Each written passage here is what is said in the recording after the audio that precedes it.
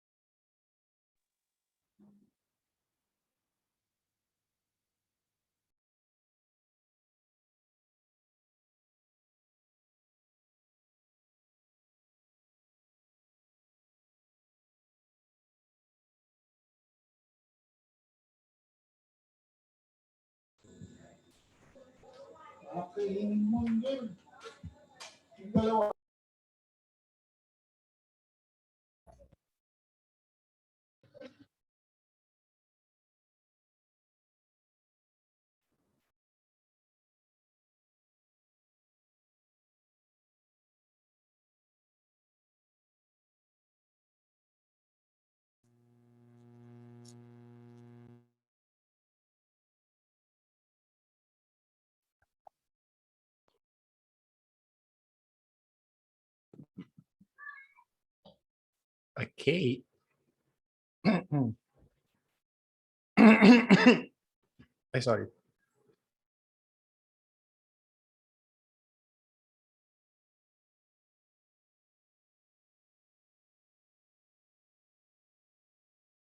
Okay, class, before we start, let's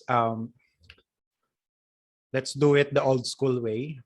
Okay? So I want everyone to participate para maganda sa class recording natin. Okay? Because this is recorded for the benefits of everyone.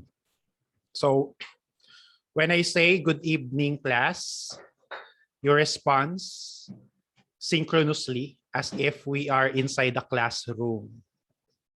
Okay ba, class? Yes po. Okay. Okay, P. okay, P. So let's do it.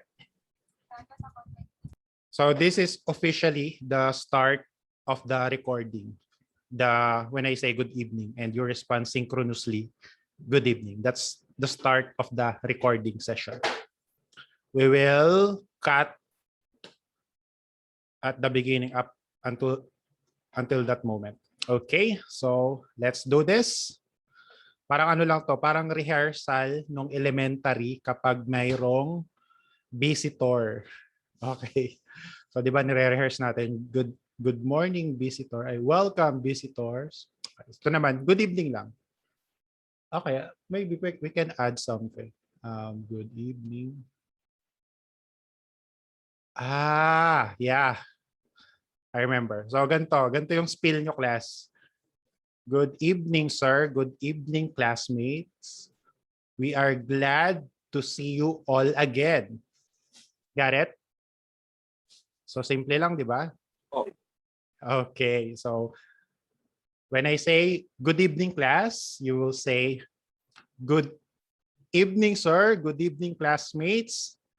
I am glad to see you all again. So yun lang. Okay. So ito na, start na to. Or, sige, start na to Good evening, class. Good evening. Good evening, sir. Good Good evening, evening, sir. classmates. We're glad to I'm see glad to you see you all again. again. Okay. Tama. That will do. That will do. That will do. Let's see in the recording kung sino yung mga hindi nag-participate. Okay, so, okay, we'll start now. So, the objectives. Actually, class, my weakness is that I always say so whenever I'm explaining. I actually have a little cardboard here saying stop saying so, to remind myself not to say so every other sentence. Okay. At the end of this module, the trainees, or you, of course, the students, are expected to practice identifying the concerns and narrowing down the details by asking probing questions. So we'll learn about, actually, this is the probing, art of deduction. Okay. Why probing or asking the right questions is very important in this field of business. Next is confidently use the techniques for gathering information and isolating customers' primary concern. So that's what we will learn. Isolate their primary concern. Okay, because that's our job. Our job is to know exactly what the customer needs. Okay. But of course, we have everyone will participate. Okay. I want everyone to participate at the end of this slides. At the later part of this PowerPoint presentation, there is again another activity for you to participate. So, how do you think great detectives solve crimes and mysteries? So, what do you think, class? How do you think great detectives, sila Sherlock Holmes, sila Detective Conan, how do they solve crimes and mysteries? Sir. Sir, By way of deduction, sir. Oh yes, correct. By way of deduction, the art of deduction. So for example, maybe yung iba sa inyo nakapanood ng anime na Detective Conan. Pag punta ni Conan sa crime scene, so of course, gulo-gulo pa yon, di ba? So lahat yon, maybe isang buong room or maybe isang buong crime scene, papalitin niya ng papalitin yon. I-eliminate niya ang unnecessary information until, of course, makuha niya yung pinaka hinahanap niya. Kung sino yung salary na gumawa ng krimen. So, the art of deduction. So, from very specific, from very general, little by little, to very specific. So, that's how great detectives solve crimes. The art of deduction. So deductive reasoning is taking a general premise and deducting it to a specific conclusion. One must consider all the possible scenarios and then using probing, try to arrive at a conclusion that would of course, makes sense. So for example, we have this crime scene here. Okay? And a little crime scene. Let's say, ano ba yung mga common crime scene nung high school kayo or when you are in elementary? Paglabas nyo ng pag-uwian na, ano yung mga kasagaran, Bisaya, kadalasang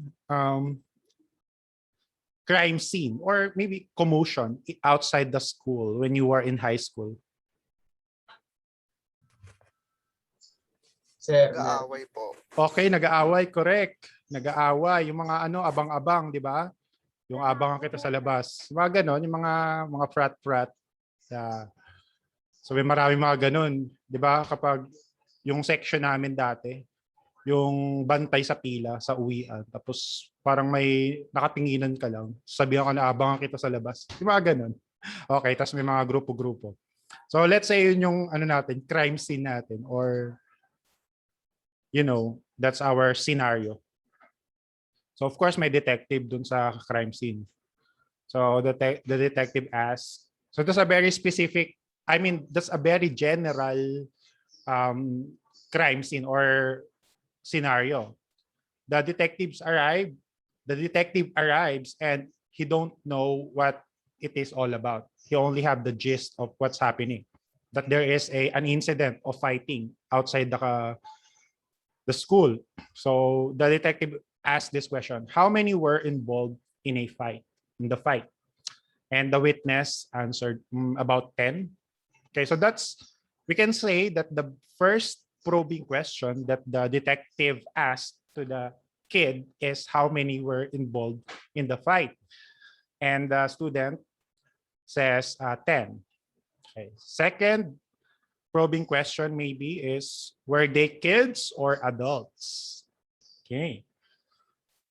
And the kid says, mostly kids. Okay, so just by two probing questions, meron na tayong from very general, meron tayong a little bit particularly a little bit specific na nakikreate natin sa utak natin. Were they kids or adults? Mostly kids. So may mga around a group of 10 people are involved in the fight, mostly kids. And second probing question is, what sort of ages were they? If they are kids, let's be more specific pa. Around 14 or 15. Okay. So probably grade 9 or grade 10. Okay. Were any of them wearing anything distinctive? Yes, several of them had red baseball caps on. Can you remember if there was a logo on any of the caps? Well, now that you mentioned it, I remember seeing a big letter N. Okay. So, yung naka-anim na probing question, ay actually, 1, 2, 3, 5. Naka-5 probing question yung detective natin. So, nagkaroon na siya ng scenario sa isip niya na yung may mga baseball cap na may letter N sa logo, where they were mostly the one who are involved in the fight. So, from there, we can, proceed further, since we already know that around grade 9, 10 students with baseball cap with the big letter N logo. So there, we already have an idea who were actually involved in the fight. So tips to remember: garbage in, garbage out. If you ask irrelevant questions, you most likely won't get the answers you need. Okay. When asking probing questions, ay medyo mahaba to. Let's ask someone's participation. Any volunteer? Sir. To read the second bullet. Who's that? Opo, sir. What's your name? Benedict, sir. I'll go Benedict. Read the second bullet. When asking probing questions, it's best use open-ended and close-ended questions. Open-ended, meaning a lot of possibilities to answer the questions. This is good for asking gathering general view of concerns. A close-ended question is a good for obtaining specific answers, where there is only one possible answer. All right. Thank you so much, Benedict. So there, it's just telling you to intelligently use the open and closed-ended questions in probing. So how does this apply to our jobs? So let's say I need help. Let's see let's assume that this is our caller. And this kid here. You choose class, you identify what is the concern of this kid. Is it a missing order, a pre-order inquiries, damaged items in shipment, item returns, refund, Kindle setup? You know what's Kindle? Kindle is the Amazon's counterpart of iPad. So it's their tablet. Amazon have a tablet which is called the Kindle. Other post-order issues. So identify nyo class ha. Mamili kayo dito kung saan yung concern nitong ating caller. So sabi niya, I want to order milk. Okay, who wants to act as this kid here? Any volunteer to read the second dialogue box here? Well, you see, I'm lactose intolerant, etc. Any volunteer who wants to raise your hand? Sir, ako po. Okay, Nadim, go. Well, you see, I'm lactose intolerant, so I need a special brand that wouldn't give me a tummy ache later.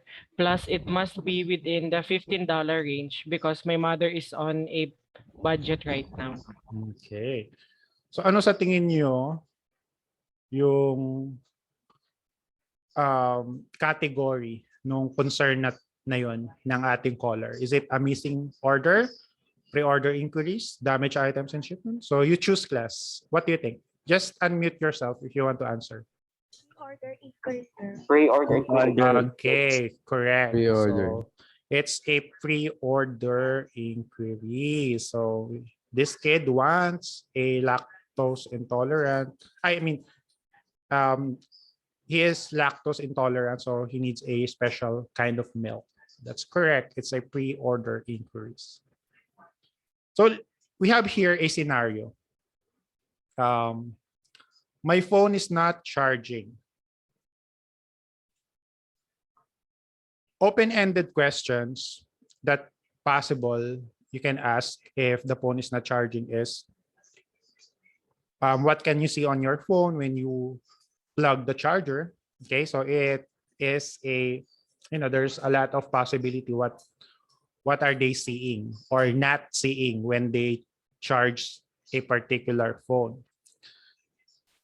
And second open-ended question in the concern my phone is not charging is, describe to me the electric outlet. Okay, so what does the electric outlet looks like? Maybe it's not even connected to the main outlet in their house, something like that. Or maybe it is damaged. And close-ended questions in my phone is not charging is this the first time that it happened? So yeah, that's possible because it's only answerable by yes, this is the first time that my phone is not charging. Or they can say no. Okay, it happens every day, something like that. So it's answerable by yes or no, basically. Have you tried using a different charger? So that's another close-ended question. Yes, I tried using my daughter's charger. Or are you trying to charge wirelessly? Okay, it's only answerable by yes or no. Do you have an electricity right now? Maybe naputulan sila. Hindi pa nila alam, di ba? Kakaputol pa lang. O ito naman yung mga tanong na wag tularan, yung novice questions. What is the color of your charger? Okay, so it will not do anything to solve the problem. It will only prolong your question. And it might make your customer mad because what's the relevance of that question? Or are you alone in your house right now? So what is it with in that question? Why you want to know that if she's alone in their house? That's a sensitive question to ask. Okay. You will only get in trouble if you ask that question. And it will not solve the problem of the phone is not charging. Or have you been electrocuted before? Nakuryente na ba yung customer before?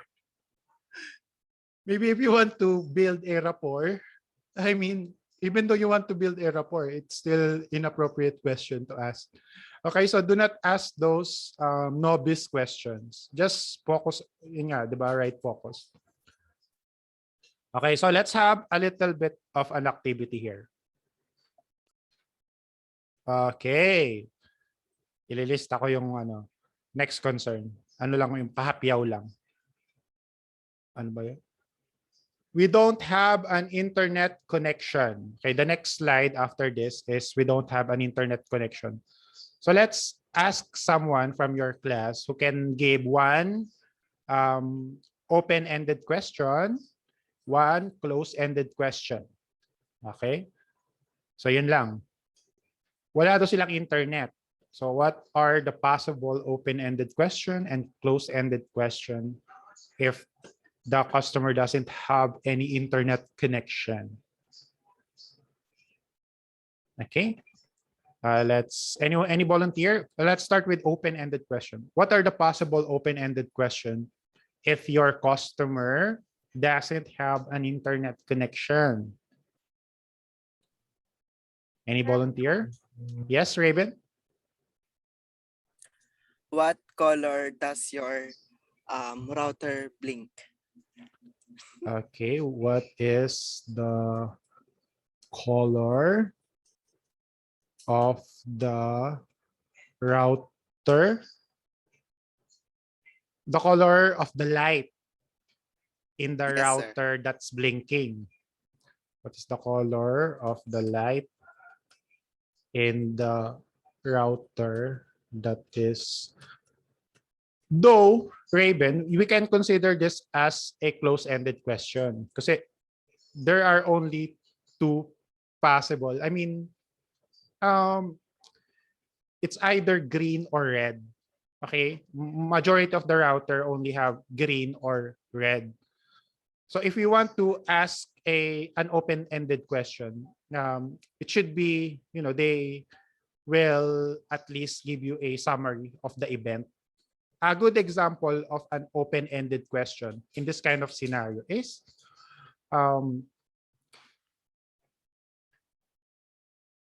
when did it start? Or no, it's still a open-ended, it's still a close-ended question.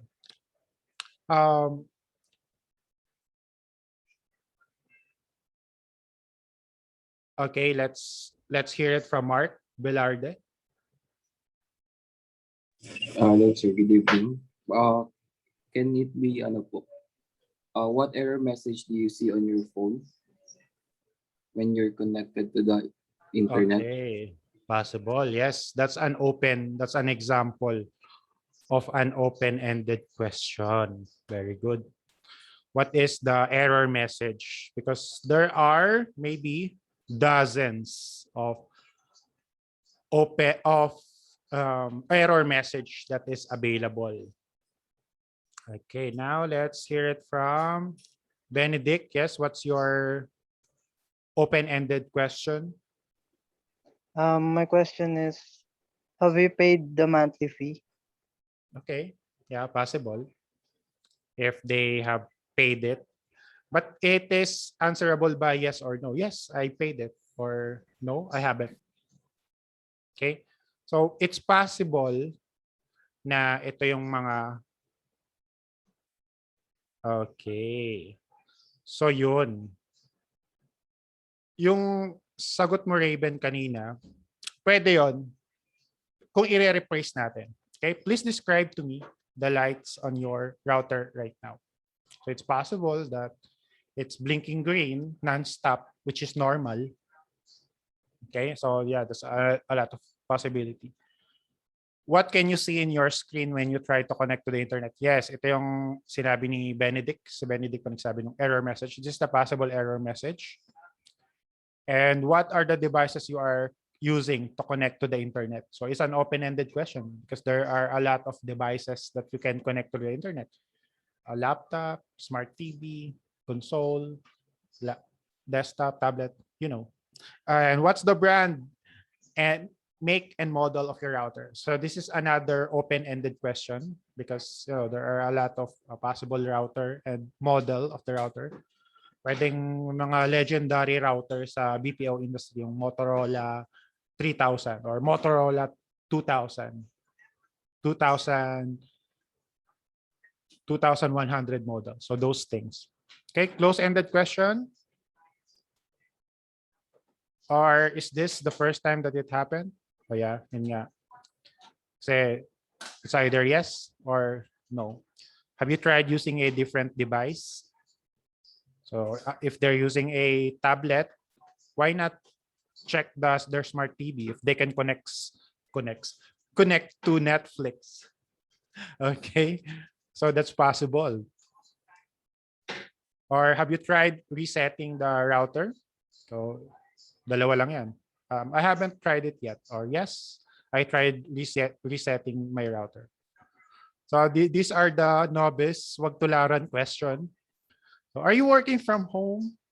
Okay, so why do you care? He doesn't have any internet, so it doesn't matter if he's working at home or he's using it for entertainment only. So are you saying if I'm using it to watch Netflix, it doesn't matter to you? Something like that. Or do you have a kid? Okay.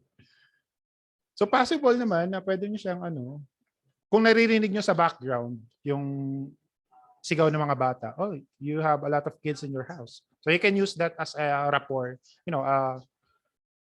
something to talk about to avoid dead air. But right away, this question is not relevant. Do you have a kid? Or do you stream while playing games? Something like that. So it doesn't help them. Okay, so you might ask, what's in it for me? Why do I need to learn how to probe? Ay, wait lang class. Ang dami niyo palang chat.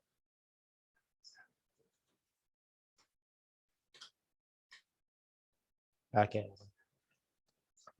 Mamaya class, marami tayong example. I need your cooperation. Of course, if you are expert in probing, class, the sooner you figure out the problem, the faster you'll be able to help the customer. Therefore, it will improve your customer satisfaction scores and other metrics such as your average handling time. Okay. And if you have a good CSAT and better AHT, then you will have possible incentives. Okay, it's your turn, class. I can't log into my account. So what are the possible open-ended question? Ano class? Magtatawag na lang ako randomly. I can't log into my account. What are the possible? Let's start with yung madali lang. Close-ended question muna tayo. Example of close-ended question in this kind of scenario. Let's hear it from ang ating guest. Meron tayong dalawang dito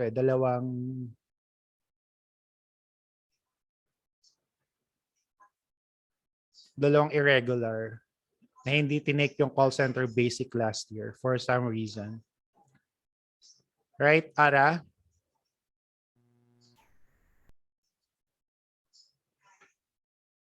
Okay, so ano mo muna yan. Okay, si Jenny Babe na lang muna. What are the possible close-ended questions in this kind of scenario? Miss Bidal. So, hindi siya makalagin sa account niya. What could be the problem? Hindi makalagin. What's happening? Ano yung possible close-ended question na itatanong mo sa kanya? For example, I'm the customer. Okay. Hi, what's your name? Recall na to. May audio ka ba? Miss Bidal? Sira raw po yung mic. Okay. Sige.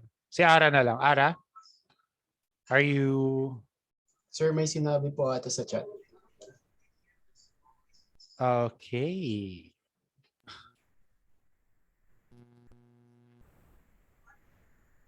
Okay, yeah, that's a good example of a close-ended question. Pero are you sure you entered the correct? Okay, that's good. That's an example of a close-ended question because it's only answerable by yes and no. Okay, yeah, that's a good example of a another close-ended question. Yes, correct. Is your caps lock on? Correct. This is a good close-ended question because any difference in the does matter when you are entering your password. That's correct. And have you tried to check if your email is right? Okay, so yeah, that's possible. Okay, now let's proceed to the open-ended question. What are the possible open-ended question in I can't log into my account? Pag sa open-ended question class, ano mo lang sila? Pag kailangan mong mamingwit ng story sa kanila. Okay? Can you describe? What can you see? Does it always, happening? Yes, Ara? What are the possible open-ended question in this kind of scenario? Ara? Are you chatting your answer?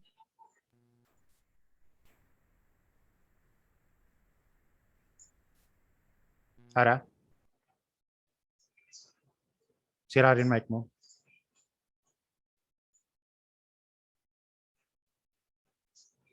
Okay, so Benedict.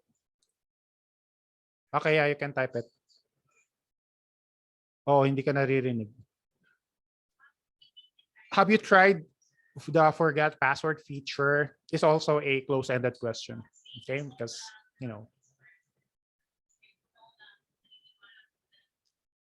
nasa open-ended na tayo, class.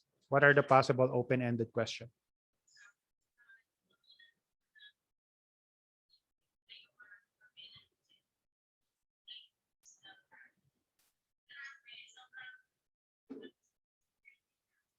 Yes, that's correct, Carl. Justin. Miranda. What message prompts after you logged in? Because once they enter the login, email, password, click. Okay, there are a lot of possibility. Maybe merong hindi nila alam na tama pala yung password nila pero akala nila mali kasi merong parang puzzle. Medyo creative na ngayon yung mga CAPTCHA. Yeah, mga I am not a robot questions. Medyo creative na siya ngayon. Para na siyang jigsaw puzzle, okay? So maybe tama yung password nila pero yun yung nakikita nila. So yeah, that's correct. That's an example of an open-ended question. Yes, another very good open-ended question is whose device did you try to log into? That's a good open-ended question by Ronel. Because you need to find out kung ano ba yung device na ginagamit nila pang login. Maybe it's just a borrowed device or device of their brothers, sister, visitors, or what have you. So that's a good open-ended question. Okay. So now let's proceed to the second scenario. Oh, it's not letting me purchase the product.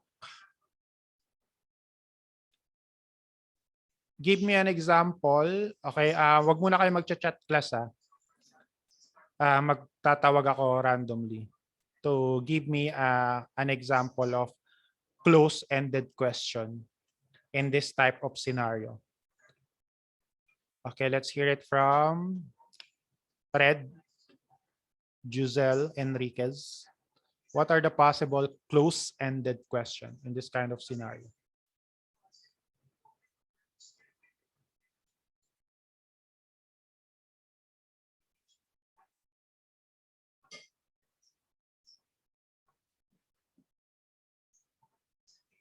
Giselle? Okay, so may nag-volunteer. Let's hear it from Joben. Go, Joben. Sir, try ko po. Is the item still available? Okay, yes. That's an example of a close-ended question. But sometimes you need to be careful in asking that question because that the customer might get mad.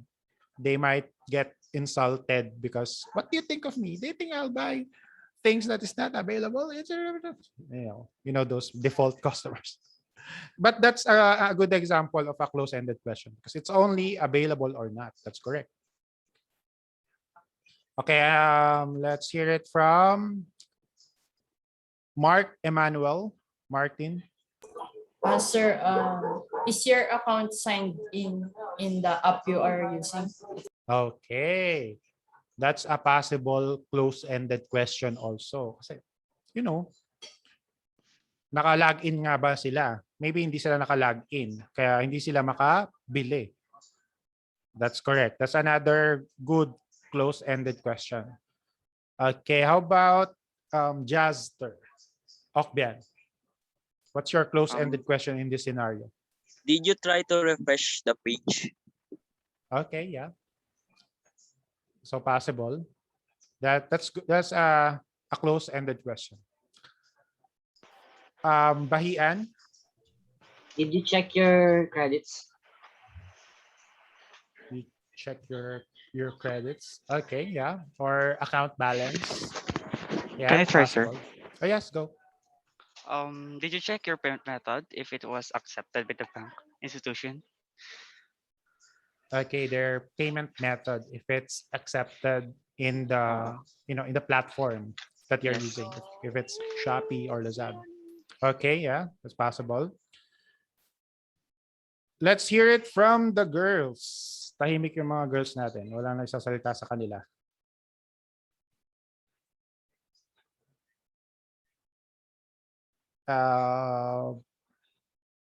Any volunteer from the ladies? What's your close-ended question in this scenario? Anyone? Anyone? Wala talaga. Grabe kayo. Okay, Ira. No, sir. Have you checked your internet connection? Okay. Yes, that's an example of close-ended question. Place sila ng place ng place, di pala sila connected sa internet. That's correct. So, wag tayo masyadong mag-overthink sa mga tanong nating class. Sometimes, the most basic things that we failed to ask, sometimes that will solve the problem. That's correct. That's a good close-ended question. Okay, now let's proceed to a open-ended question. What are the possible open-ended question in this kind of scenario? I can't purchase this this TV rack or this wall mount from Shopee. Okay, so for example, you are a Shopee agent. I can't purchase this account. I mean, purchase this item. So if you are the Shopee representative, what is your open-ended question? Okay, any volunteer? Yes, Artus? Can you describe what happens whenever you try to purchase a product? Okay. Describe what happened when she placed the order. Okay. Yes. That's an open-ended question because tendency is she'll describe everything that's happening in her screen. Baka mamaya yung screen niya ano lang naka-ano pala yun, hindi pala yun yung screen na pinaprank lang pala siya, something like that. Okay. Yeah, that's a example of an open-ended question. Okay, another possible open-ended question.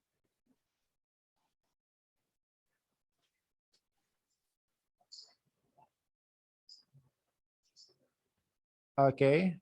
Rigel. Hello po, sir. So yun po, did you try to purchase another product? Did you try to purchase another product?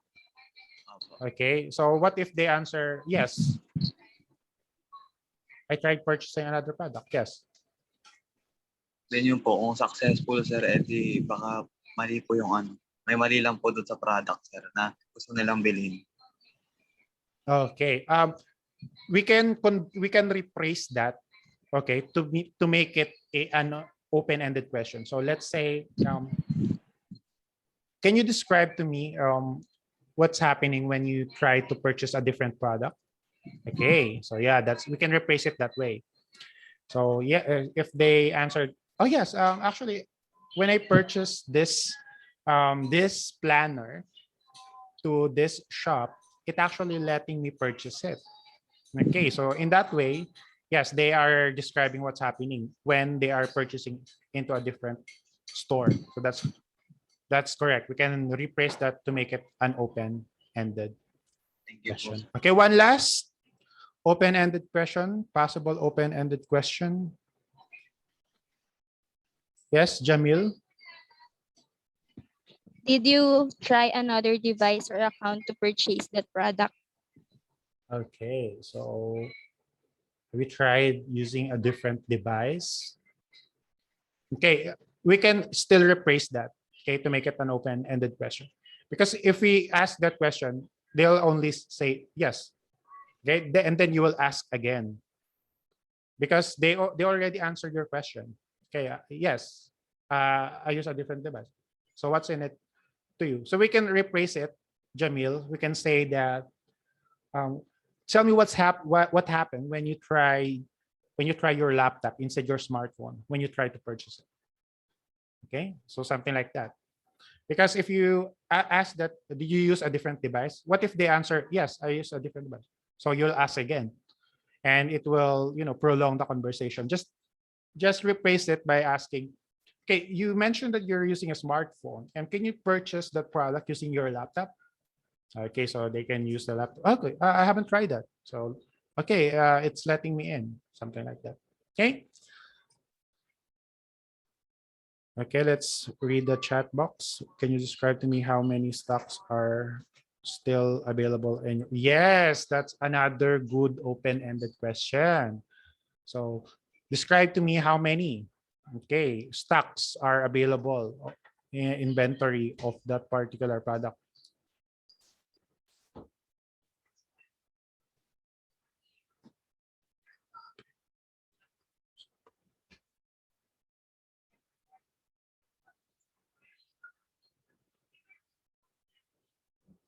Okay, another scenario. Okay, this usually happens, class. This is a common occurrence in Amazon. So you receive a package from, let's say, Shopee Lazada, and you call Shopee Lazada.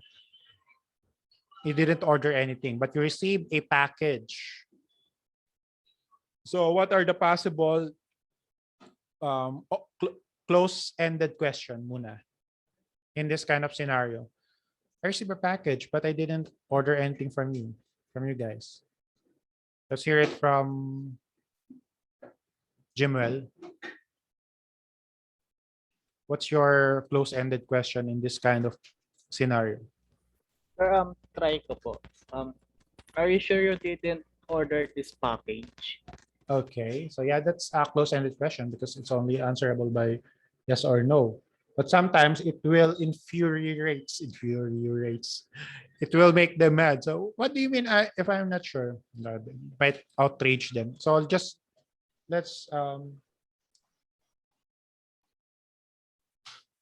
let's ask them, can you check your purchase history? Okay. And check if that item is in your purchase history. So we can do that instead of saying that, are you sure you did not purchase this item? Okay, because sometimes it will make them mad. So walk them through. Do you mind checking your purchase history?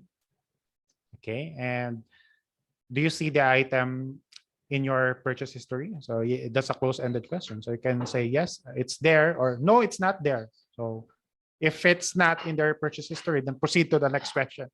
Okay, yes, Kat? What's your close-ended question? Hello, sir. Does anyone knows your password or your account? Yes, that's a good close-ended question. Kasi sabi niya, usually, alam niyang anak niya, aside from me, my husband knows my password, or my daughter knows my password, something like that. So yeah, that's a good close-ended question. Pag isa yun sa mga tanong mo, mapapadali yung ma-resolve yung customer concern. You know how to go back to basics. Yes? Yes? Yes, Jenny babe?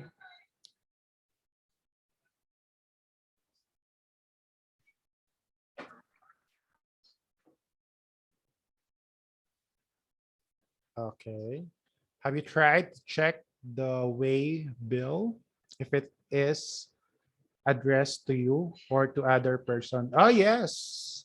There's a possible close-ended question too, because you will just ask them, they received the package, but have they really checked the package itself, if it's really with their name and address? So yeah, we can start with that. Okay, sometimes, yun nga, yung basic, yung mga nakakalimutan nating tanong, simpleng tanong, yung nakakasolve sa problema. Sabi, ay, nga pala, hindi pala ito nakapangalan sa akin. Napunta lang dito sa pinto ko. Sa kapitbahay pala namin to. The problem solved. Di ba? So, yun lang yun. Do not make it too complicated. So, yeah, that's correct. Can check if it's really their address. Okay, another close-ended question before we proceed to the open-ended question. Let's hear it from another one close-ended question from Mary Jane de la Cruz. What's your close-ended question in this kind of scenario?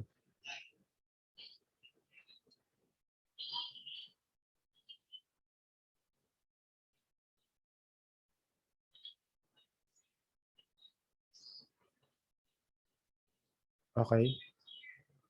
I assume there's an issue with your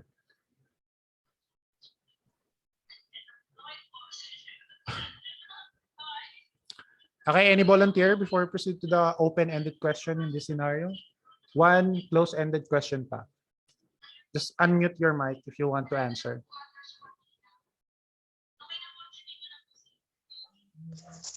Ako po, sir. Yes, Raven?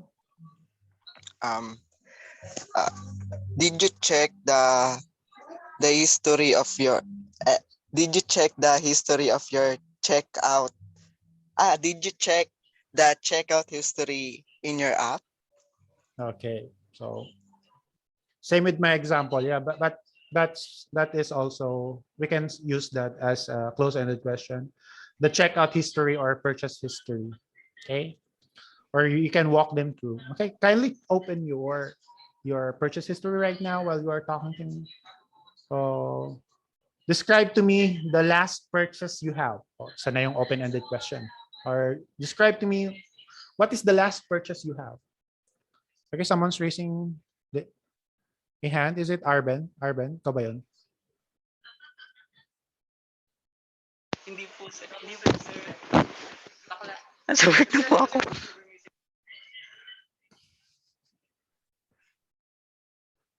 Okay, wala na. Open-ended na tayo. Okay, so open-ended question. Any volunteer? It's not letting me purchase the product. So what's your open-ended question?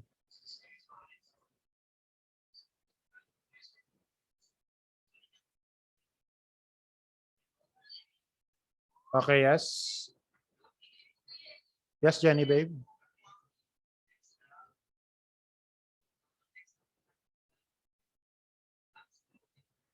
When did you receive the product or parcel? Can you describe to me what the rider wears? Is she in uniform? Okay, possible. Yeah. Describe to me the person who delivered your item. Okay, that's an open-ended question, yeah. Or maybe you can identify it from UPS. So if there is if it's UPS and based on your company's policy, oh, we don't have any partnership with UPS. It's only FedEx. So it's automatically it's not yours. So yeah, that's a good open-ended question. Describe the rider. What message prompts can you see every time you purchase the product? When did you receive the product parcel? When did you receive? Okay, yeah. Kasi merong million possible ways to answer that.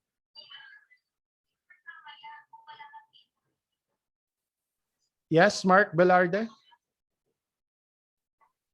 Hello, sir. Good evening po. So, if our caller is asking is not letting me purchase the product, I'll probably respond by, can you provide or may I know what kind of product is as the stock on our website might not be updated?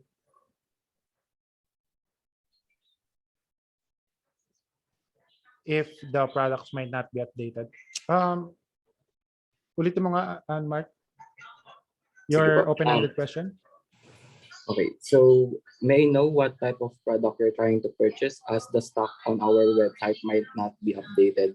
Yes, that's correct. That's an example of open-ended question and it's not letting me purchase the product. Yeah, that's correct. Kasi there's a million products online. So yeah, that's a good open-ended question.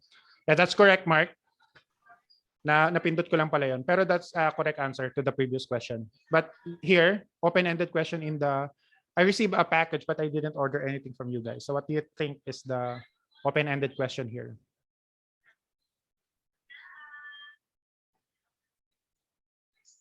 Okay, so Renil says that an open-ended question in this scenario is what are the information printed in the receipt or the package itself? Okay, describe to me what's the package looks like. Okay, what's the person from? Okay, kung kanino galing yun and kailan dineliver, ano yung item. So those are the open-ended question. This question, what's your name or location? Usually, we don't ask this question because it is automatically in our system. All our caller have that information in front of us. Okay, any other open-ended question in this kind of scenario? I received a package. Okay, class, ganito ah. Magtatawag na ako randomly. Okay? So that everyone can participate. Okay. Si Gloria. Matataranta na naman to si Gloria. Ayun po, sir. So, example po ng open-ended for dito. Can you describe what is written in the receipt or order description that is included in the package? Okay, yeah. That's correct. But that's already mentioned. So that's an open-ended question in this scenario. Okay, describe to me what's the package looks like. Meron pang isang open-ended question na hindi pa nasasagot. Let's hear it from Jade.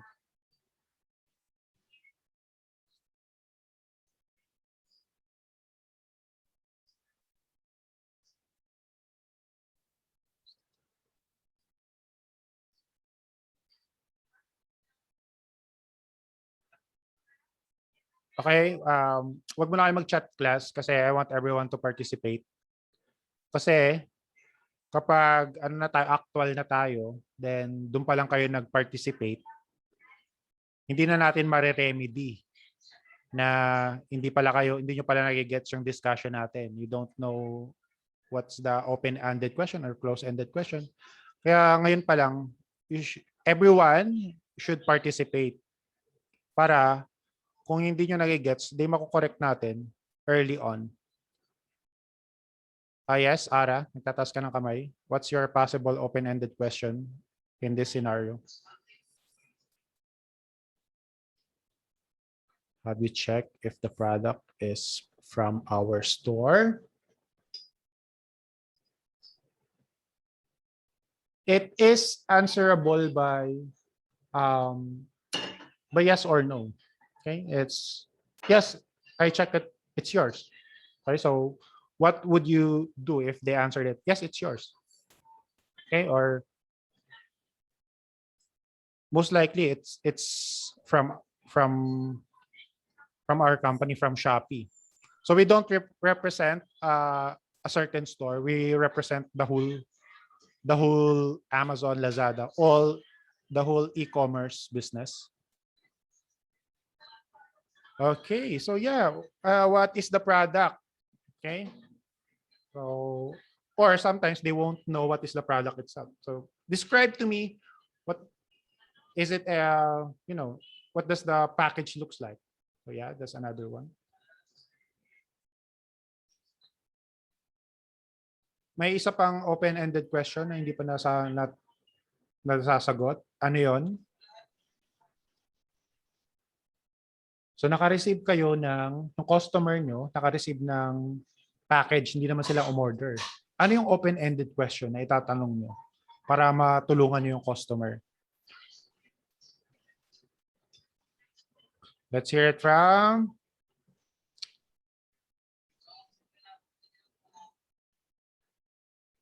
Danielle.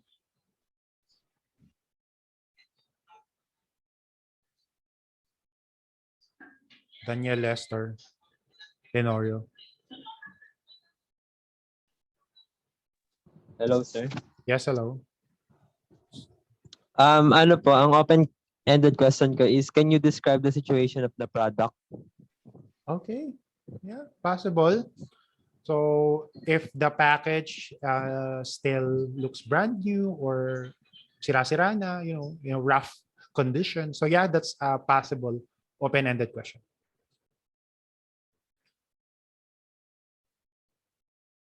Okay, so maybe another close-ended question in this kind of scenario is, have you tried accessing your Shopee account in other devices? Okay, sometimes they might left it open in a different device, maybe from their relatives or from their siblings, and their siblings purchase something to that account.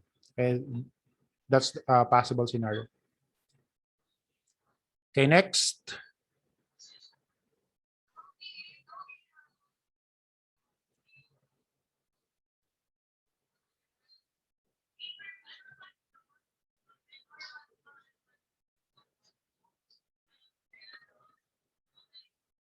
Okay, malapit na tayo matapos class. Don't worry.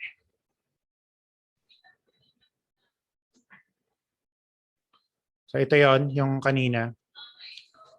Review natin. So I can't log into my account. The possible open-ended questions are, what are you seeing on your screen after you log in? So yun talaga, pinakasapul na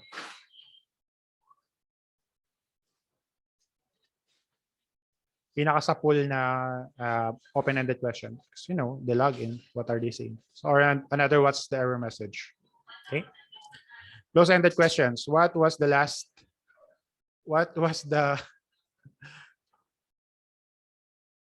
last time when you open your account? So yeah, kailan ba sila huli nag-login? Maybe nung ano pa, nung 2018 pa, 2016. Or are you using a desktop, laptop, or smartphone? So hindi lang always yes or no yung close-ended question. Pwede rin may nag-iisang Nag-iisang sagot. So, possible, what is the color? Okay? So, hindi lang naman answerable by yes or no yun. It can be red, blue, green. Okay. Are you using a different device from what you used to open it before? So yeah, that's another one. Is this the first time that it happened? Or just the small color red text is appearing on the upper left part on your screen? The small color red text is appearing on the upper left part of the screen. These are the questions that you should not ask. Does your keyboard have an RGB lighting? Okay. So it is irrelevant. Do not ask that. Or are you a gamer? Or what time did you sleep last night? Okay, you don't ask that question, class. It will not help them in any way. It will only irritate them. Okay, let's review this. Here, it's not letting me purchase. Open-ended question in this scenario are, what is the product you are trying to purchase? Yun. Nasagot. Second is describe to me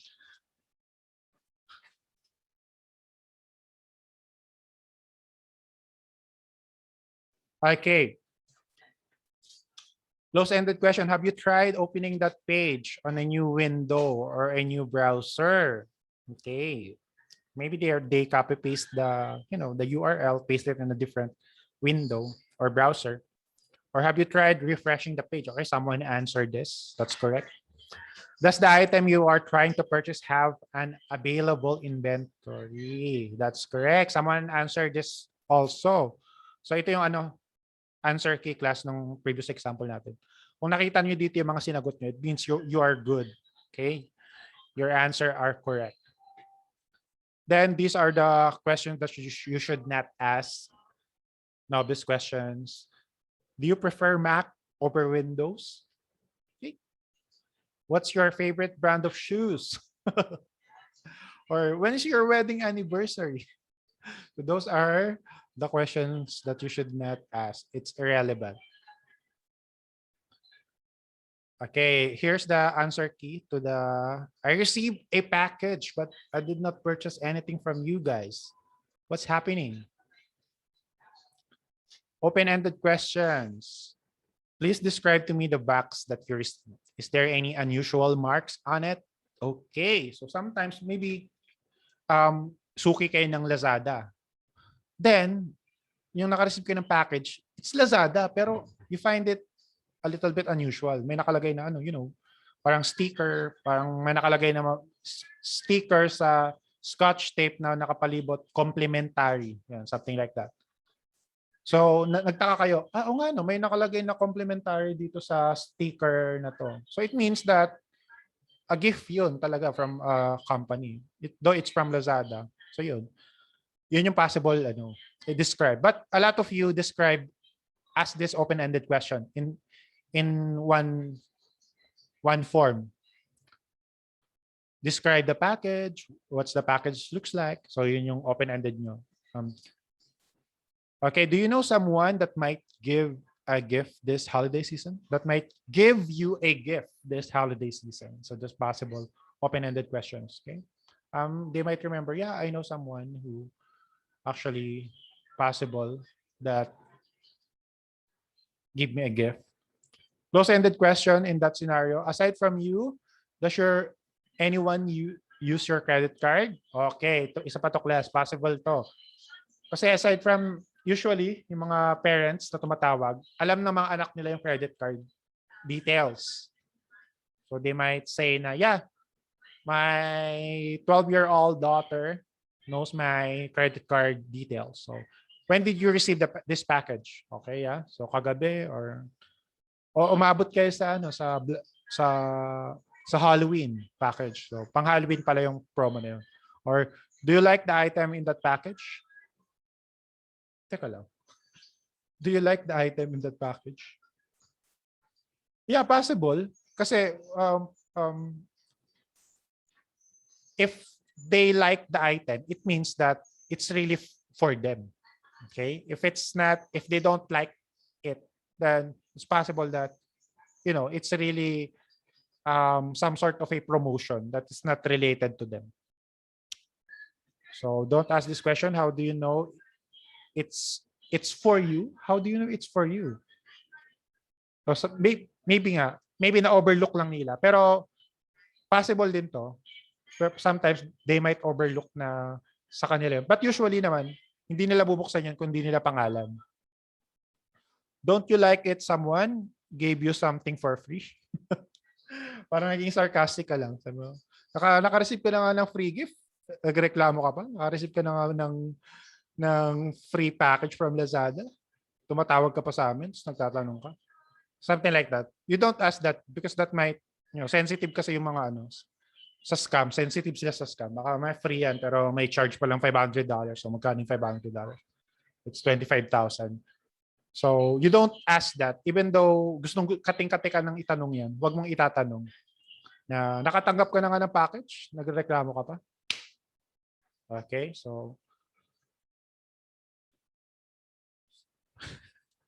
ito pa yung huwag mo yung tatanong.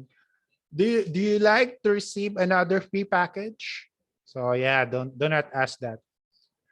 So parang sarcastic ka na lang, parang nakaasar ka na lang. It will not help your customer, it will not help you, it will not help the company. It will not help anyone. Kung mantitrip ka lang sa call, dapat yun nga 'di ba, sa first day ng meeting natin, focus in resolving the concern. Okay, so the first key to effective deduction is knowing the possibilities. Studying the process well is a good start. Okay, but don't worry too much, class, kasi nga wala tayong category B. Yung category A lang pinag-usapan natin dito. Yung category B na sinasabi ko lagi is yung about sa product. Let's say yung in-assume natin, nag-work kayo sa Shopee, sa telephone company, sa mobile company, or any companies. Yung category, magiging expert ka sa probing kapag expert ka doon sa category B, sa product knowledge mo. Okay? So do not be pressured if if you think that you don't know anything about the product yet. Kasi nga, lang naman to. Mostly in category A, how to handle calls, when to ask the right questions. So those are the things. Kapag alam mo na ka talaga, pag let's say sa company mo, 3 years, 4 years ka na, kahit baliktarin mo yung tanong ng customer, alam mo kung saan papunta yon. Okay, ito. Okay, here we go again. Lang to? Naupuan lang nila yung remote control sa bahay nila.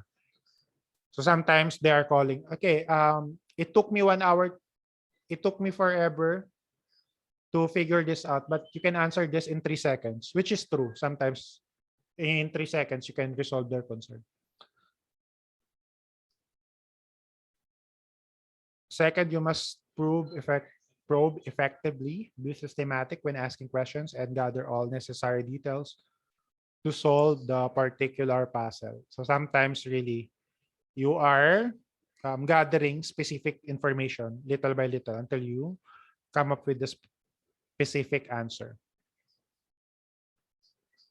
Okay, so any question, class, before we proceed to the summary? None so far po. Okay, wala kayong mga tanong. So let's have a summary.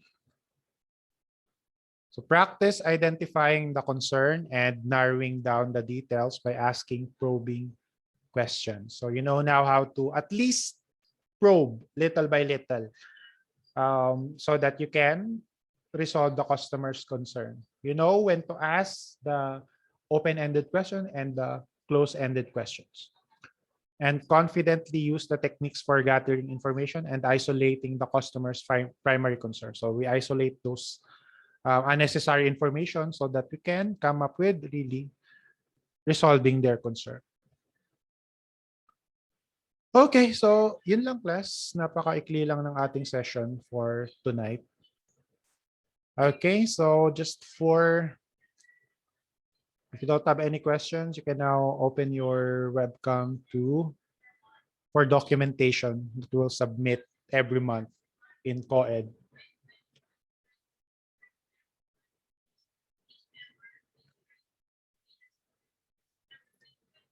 Okay, slide number 1. Smile.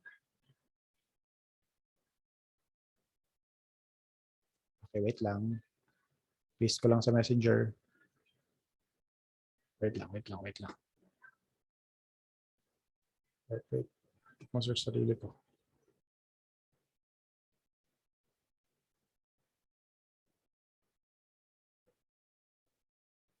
Okay, slide number 2.